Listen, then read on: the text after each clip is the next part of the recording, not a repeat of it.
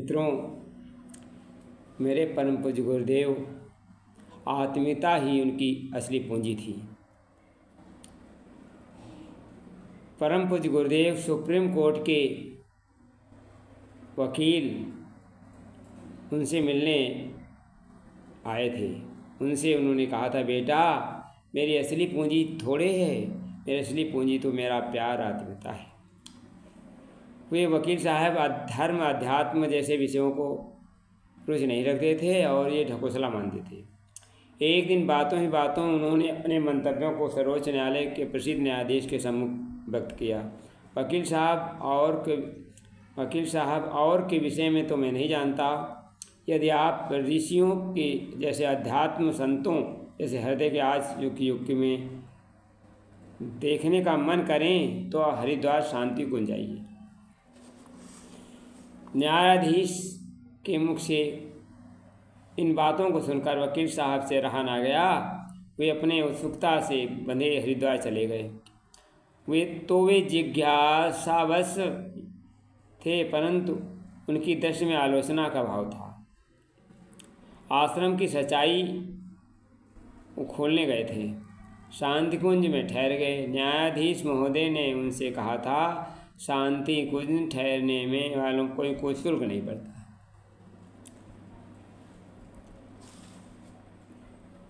एक दिन गायत्री मंदिर में बैठे सोच रहे थे कि आज जाकर गुरुदेव से मिलने वालों में अपना नाम लिखवा लें। अभी मन में विचार आया ही था, ठहर पाया था कि एक सज्जन ने आकर उनका कंधा थपथपाया। बोले, भाई साहब आपको गुरुदेव ने अभी बुलाया है। वकील साहब को जैसे बिजली का तार छू गया हो। उन्हें लगा कि उनके मन की खबर गुरुदेव को कैसे लग गई। तेज कदमों से चलते प्रतीक्षालय तक पहुँचे। पूज्य गुरुदेव उन्हें नीचे ही मिल गए। उन दिनों गुरुदेव नीचे ही रहते थे। वकील साहब को आता देख पूज्य गुरुदेव ने उन पर एक प्रेम भरी मुस्कुराहट डाली। बोले, बेटा तेरा काम कैसा चल रहा है। पहले तो बेटा शब्द संबोधन सुनकर उनके हृदय में भाव विभोर उठे। फिर उन्हें लगा गुरुदेव को क्या उत्तर दें। शांति कुंज में आवास कार्यालय में उन्होंने अपना नाम गलत लिखाया था, पेशे से पुरोहित का कार्य लिखाया था। उन्हें लगा ऐसा लिखवाने से आश्रम में कोई ज़्यादा पूछताछ नहीं होगी। उनके भावों को ताड़ते हुए गुरुदेव ने कहा, बेटा पुरोहित भी भगवान का वकील ही होता है। यह सुनकर उनकी स्थिति ऐसी हो गई मानो काटो तो खून नहीं। वे तो यहाँ गुप्तचर जैसे भाव लेकर आए थे। उनका सामना त्रिकालदर्शी से हो रहा है। उनकी आंखों में आंसू। पूज्य गुरुदेव के पैर में बैठ गए। बोले, गुरुदेव आज तक यहाँ जहाँ गया वहाँ धर्म के नाम आडंबर देखा, सो अपना सच्चा परिचय और संकाल की दृष्टि से यहाँ आया था।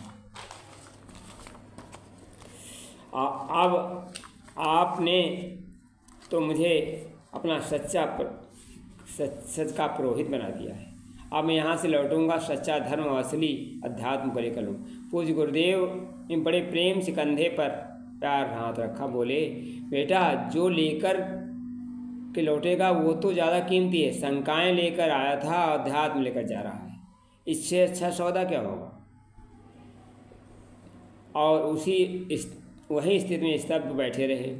उसी अवस्था में उनके मन में जिज्ञासा उठी, पूज्य गुरुदेव इतने शुद्ध पुरुष हैं तो शांति कुंज का स्वरूप इतना साधारण क्यों है। बड़े आश्रमों की तरह इनका कलेवर इतना चमकीला भव्य क्यों नहीं है। ये प्रश्न मन में उठ रहे थे। उधर पूज्य गुरुदेव ने उत्तर देना आरंभ किया, बेटा हमारी सच्ची पूंजी तो प्यार अपनत्व में है। यह पूरा संगठन उसी के प्रेम की नींव पड़ा है। पूज्य वर्ष के शब्दों को वकील के आंतरिक जगह से समाधान हो गया। गुरुदेव के चरण स्पर्श करके वापस अपने कक्ष में लौटने लगे। मार्ग में पुस्तकालय और पुस्तकें उन्होंने उठाई और पूज्य गुरुदेव के रचित पंक्तियों को पढ़ने लगे। और उन्होंने उन पंक्तियों को आंखों में नम कर दिया और सौभाग्य से कराने और पूज्य गुरुदेव की वंदना करते हुए कहते हैं, किससे निज कामना पूर्ति के हमने बहुत बखाने, सद्गुरु के सच्चे स्वरूप को अब तो हम पहचाने।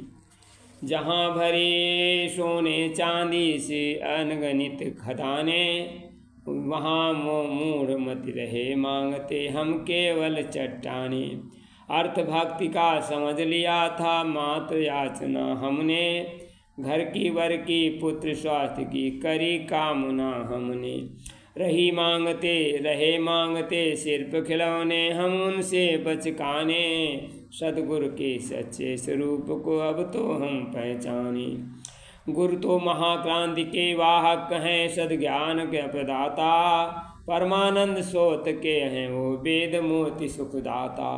युग ऋषि उनका चिंतन होता ग्रंथों से भारी। शब्द शब्द में रहती उनकी छिपी प्रगर चिनगारी। वो आए हैं महाकाल की भूमिका निभाने। सदगुरु के सच्चे स्वरूप को अब तो हम पहचान। धन्यवाद। सदगुरु को सत सत नमन। सत